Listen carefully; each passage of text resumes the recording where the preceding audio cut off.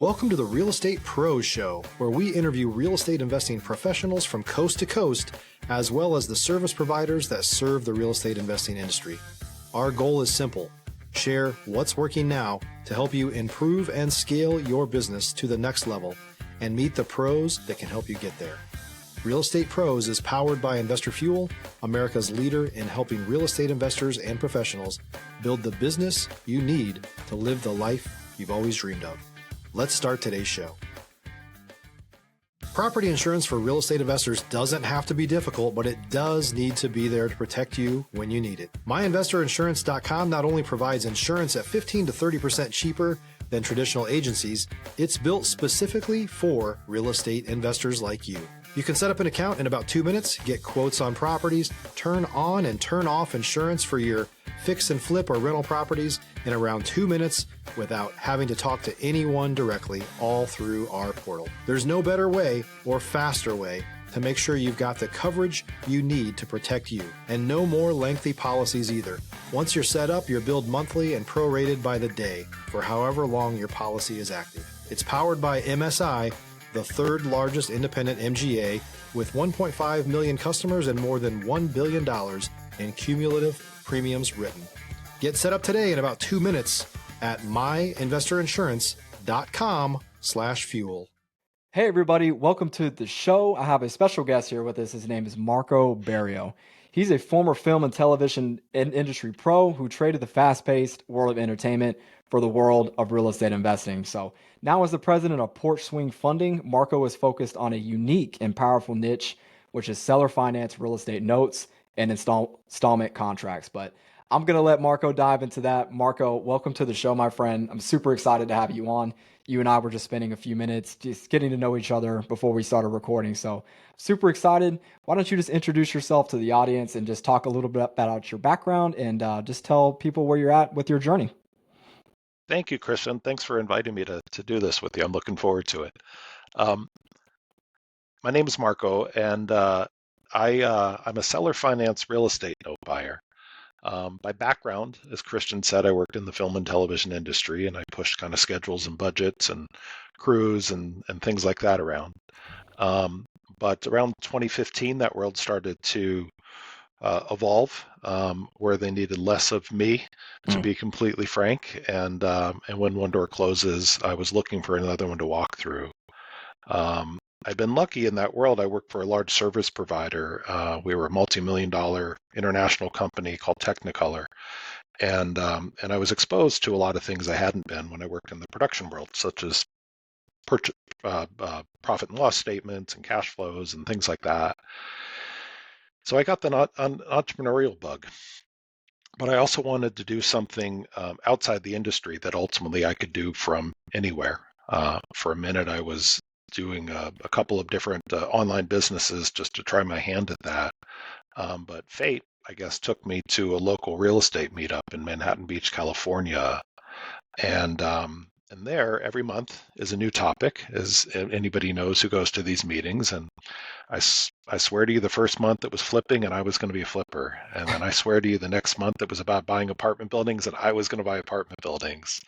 And a month after that, short-term rentals. Well, after about 4 or 5 months of that, I said, I better pick something.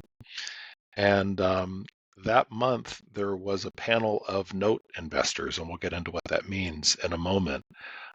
What I really liked about what they were talking about were two things. One, note buyers, and we buy the debt on real estate. I will go into this in more detail, but note buyers don't go to the properties that secure our investments. So we can work from anywhere. So when a bank lends to you to buy a house, they send an appraiser to the house, but they don't physically buy the house or need to be near the house, right? So it had that advantage. But then also, I didn't have a real estate background. And the thing about note investing is it does get pretty technical at times, especially how I started. I started buying non-performing notes. I don't do that anymore. But I wanted to, this is how my brain works, I wanted to be thrown into the deep end of the pool.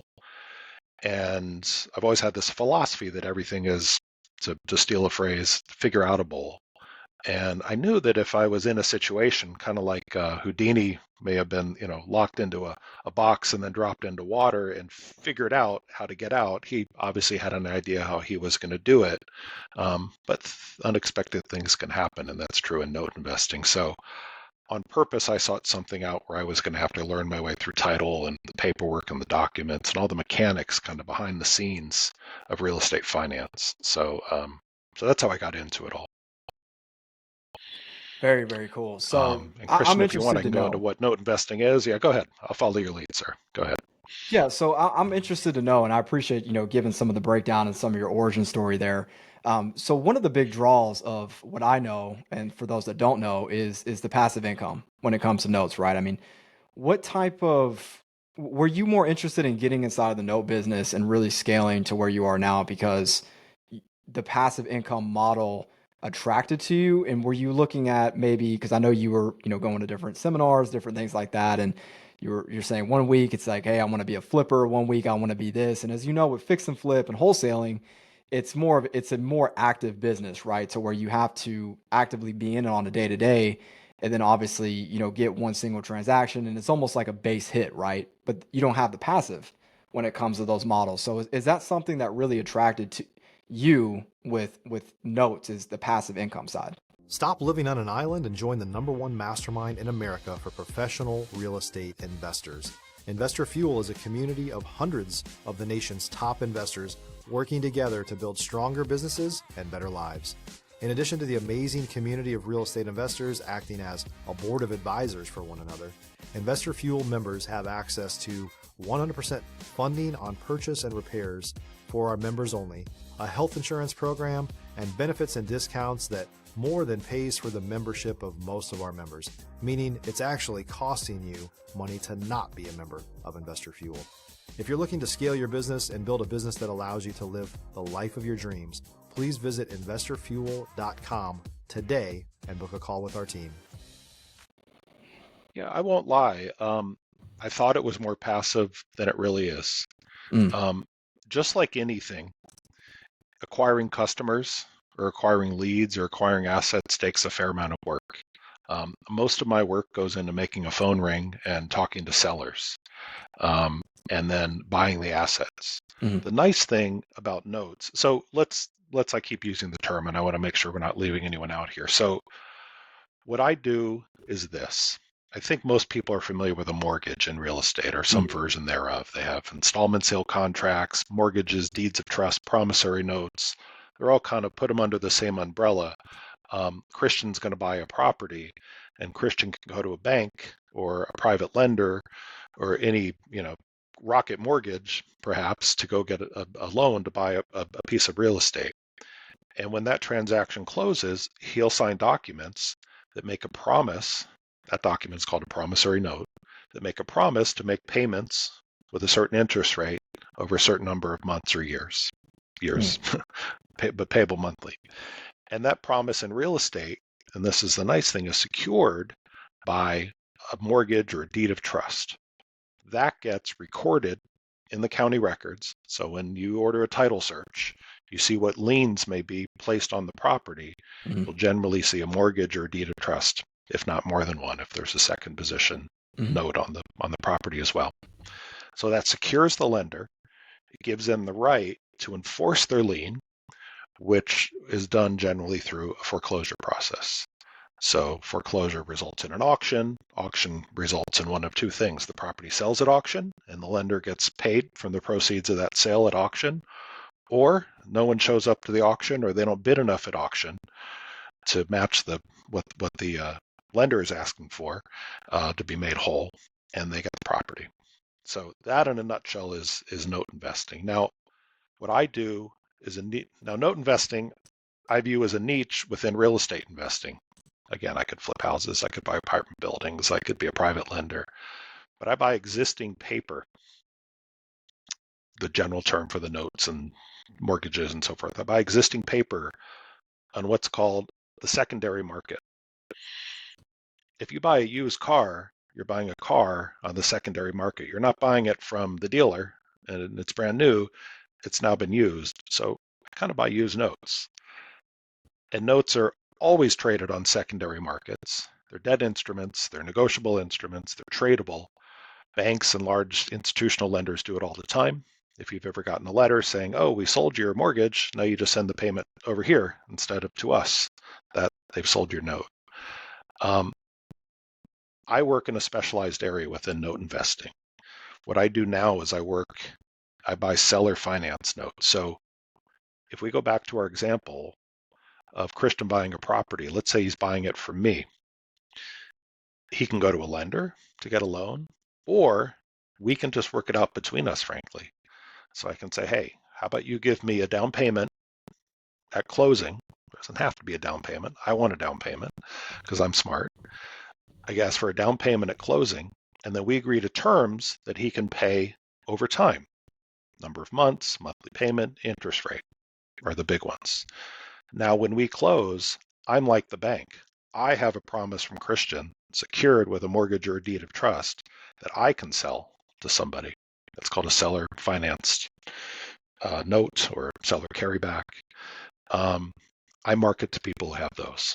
So I'm dealing with individuals, not banks, all over the country to buy these debt instruments. If you're looking for consistent, high-quality leads, look no further than Investor Machine. Investor Machine isn't just another agency. It's the most sophisticated, data-driven lead generation company on the planet for real estate investors, and serves the role of being not just a lead generator for your business, but a marketing partner that is helping you achieve your goals along the way. Go to investormachine.com to learn more and schedule a call with our team today.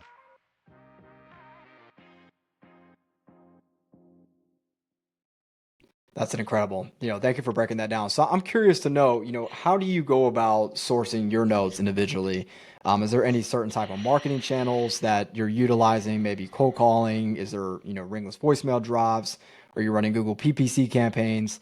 I'm curious to get, your understanding on how are you sourcing your deals, and also how does your acquisition process as well? So this might be a two-tie question.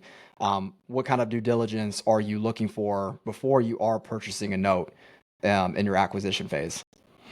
Okay. Mhm. So first, to make the phone ring. Mhm. All the things that you mentioned, Christian, are all the things that work for investors who buy houses, wholesalers or flippers who market directly to homeowners to buy houses or any type of property. Mhm. All those things work for buying notes. Essentially, I do the same thing. I can send direct mail. I could cold call. I don't. I could Google pay-per-click or Microsoft ads. I do both of those. Mhm. Or lots of other channels. I also now get a referral network because over time I'm dealing with attorneys who have clients who have these notes, or accountants or title companies, or I get referrals too. That builds over time. Real estate clubs, etc. People know me and know what I do. So that's how I make the phone ring. And then frankly, the challenge is talking to the seller. Let's not leave that part out, because it's something like this. Hey, I've got a note, has $100,000 left on it. What would you pay me for it? Or sometimes they don't even say, what would you pay me for it? They assume I'm going to pay them $100,000. I always buy at a discount. Mhm. There are a couple reasons for that. One, I have to recoup my marketing cost. Two, just like any secondary market, remember during COVID when used cars got really expensive because the supply was constrained? Yes. That's Mhm. an example of market pricing fluctuating in a secondary market, I think, that we can all identify with. Well, the same's true with notes. So if with interest rate fluctuations, with real estate market fluctuations, with general risk in the economy, the types of assets we deal with can be more or less valuable. So let's say that someone calls me and their note has a $100,000 balance on it, but they wrote it at 5%. Well, first of all, bank rates these days they were going down towards 6. They might, depends every 20 minutes right now. Today's April 8th. I don't know when you'll see this, but we just had this thing called tariffs, and the mortgage rates are bouncing up and down right now for institutional. Mhm. But to begin with, let's say those rates are between around 6.5%, 7%, just for argument's sake. That's qualified, or at least institutional level non-qualified debt. Seller finance notes aren't that. These are non-qualified, I'll be honest, but these are. These are regular folks doing transactions with regular folks. They're fine, they're serviceable, but our yields are generally higher. So let's say that 5% note, I feel comfortable buying at a 10% yield to compensate for my risk, or even 12 sometimes. So I discount it. So I've got to tell them, I can pay you whatever the number is, $70,000. They never like the discount, shockingly. But that's part of my job too, right? There's that sales acquisitions component, just like wholesalers do, right? I can pay you this for your house, but Zillow says it's worth that. Yeah, but here's why we can't pay what Zillow says it's worth. Mm-hmm. It's all fair explanations, but that's just the fact of it. And then the due diligence, I get into the quality of the collateral, first of all.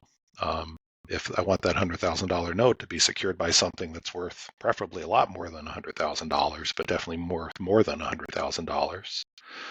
And the quality of the payer, the borrower, what's their credit score? How many payments have they made? Is there a history of them making payments that suggests they'll continue to?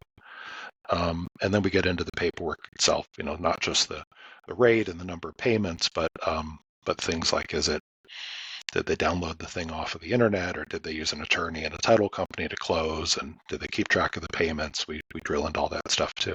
If you're a new or newer real estate investor looking to launch or grow your real estate investing business, please check out Investor Fuel Club. It's a coaching community, but unlike anything you've ever seen before. And you can actually partner with members of our mastermind from coast to coast on deals right in your market. There's no better opportunity to build a consistent business than to literally partner with pros to help you avoid costly mistakes, avoid the need for capital to do deals, and help you eliminate your fears as you're starting your business. Learn more about Investor Fuel Club at investorfuel.com/club. Very nice. Very nice. So I know you actually give the opportunity for passive investors to also get involved with your deals as well. So I want to get your take on, let's say someone wants to get involved with you, or just in this industry in general with getting involved in investing in this in passive notes. Walk us through that process, right? Walk us through exactly, how do you educate someone wanting to come on board? Are you running through the actual deal on live time with them and giving them, the expectations? Because many people obviously that are from different backgrounds, right? They might have been investing in, traditional investments, like maybe, other single family, traditional rentals, maybe stocks. There's so many different industries, right? So I want to get your take on how are you educating others, and how can other people get involved with you in investing into your deals? Mm-hmm. I'll only let people invest in my deals if they have some basic knowledge, because I don't want to, I want them to understand what they're investing in. So Christian, you mentioned, do I educate them? Yes, absolutely. Do they have to know everything I do? No. They have to trust me at a certain point. But the most important thing is, here's how I work with private investors. We'll start with that. I'm out there finding the lead, closing the lead, and then I buy it, and then I put it in my account with my servicer, and I make sure a comfortable number of payments have been accepted by my servicer. I mentioned earlier, for some reason, the thing goes bad when when I first buy it. So, I was talking in the previous conversation. I'm sorry, but yeah, for some reason, when I buy a note, if it's going to go bad, it tends to go bad right away. It's like the substitute teacher showed up that day, and for some reason that sends out the signal. It's like goof off day. Yeah. We'll find out it's not really goof off day, but I want to go through those bumps and make sure it's stable in my environment, which is a more stable environment to begin with. And then I offer it to a private investor. And I can do that one of two ways. Let's say there are 120 payments remaining on a note. I can sell the next 60, perhaps, payments of the note. That's called a partial. And then I retain the right to collect the payments on the back end. So not only does that protect that investor because they're aligned with me, our interests are aligned, I'm still involved. I still retain the rights to the back end, and if anything goes wrong, I'm going to step in to make sure it's dealt with. But also, their exposure is less. If it was a $100,000 balance and they invested $50,000, let's say, their exposure is less. It's like a first on a first. If it's a partial on a first lien, they're in line to get the first $50,000 that they're owed or whatever they're still owed at that point. Does that make sense, Christian? That does make sense. Yeah, definitely. Okay. Mm-hmm. The other way I do it is a way where they're sort of double secured. Is I can use a note I own as collateral for another loan. So just like you can use a house, you've got a house that's worth $200,000 and you'd like to borrow $150,000 against it, no problem. There's plenty of collateral there. Pledge your house as collateral. We'll refinance you out. Maybe do the Burr method if you cover things like that on this show. I can do a pretty similar model. It's just instead of a property, I'm using paper as collateral. So if my note balance is $100,000 and I'm looking to borrow $50,000 from a lender, I'll pledge my note as collateral. So if something goes wrong, that note sits in my attorney's office in an escrow account. And if they go to my attorney and say, Marco's disappeared, okay, here's the note, because they have the original documents and a signed document from me saying that they're entitled to it as long as they produce evidence that they haven't been paid. And then, and of course, the attorney's going to reach out to me and confirm that, but that's easy to do. And then in that scenario, if you can imagine, now they own the note that had the $100,000 balance. They borrowed 50. I borrowed 50. They have a $100,000 note. And let's say things are really messed up and the payer stops paying on the $100,000 note. Guess what? They own the note. They can foreclose on the house that's hopefully worth 150 or more to make them whole. And I make sure those buffers are built in. Yeah, I love your approach on, how you're very straightforward about how someone can work with you, right? And what you look for. And you also set the expectations up front. I think that's so important. And I can definitely just see that you definitely put your relationships first. And as you know, even with your business that you're in, I mean, you're there to solve someone's problems, right? And also when you're working with somebody as well to get involved with you, it's the same thing. It's relationship, right? So it's all about being upfront, setting the expectations up front, right? With that, that's going to set you up for long-term success. So it's no coincidence. Obviously, you're at where you're at, and I know you.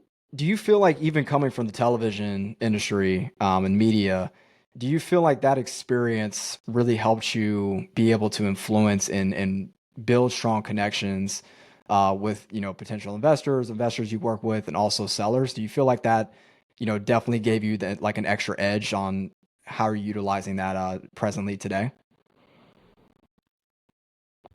You mentioned solving problems. Mm-hmm. There's probably no better place other than maybe the military to learn how to solve problems on the fly, because we all show up on set every day with a plan. Mm-hmm. And I don't remember any particular day that went according to the plan by the time we were done. Right. That's okay. We've seen things go off plan. We, like Houdini, we kind of knew that maybe the lock wouldn't unlock the way it was supposed to, but I think I have another way to do it. But it's figure outable, again, to use that phrase. So yeah, that above all, I think prepared me for the most and made me confident that I could step into something I had no experience in and figure it out. That's awesome. No, I love that. I love that. Marco, man, I honestly wish we had another 30 minutes to an hour together on this, but there's a lot of stuff I want to ask you. So hopefully we can actually bring you on here in the near future to answer some of the questions that I've put together that I wasn't able to get here today.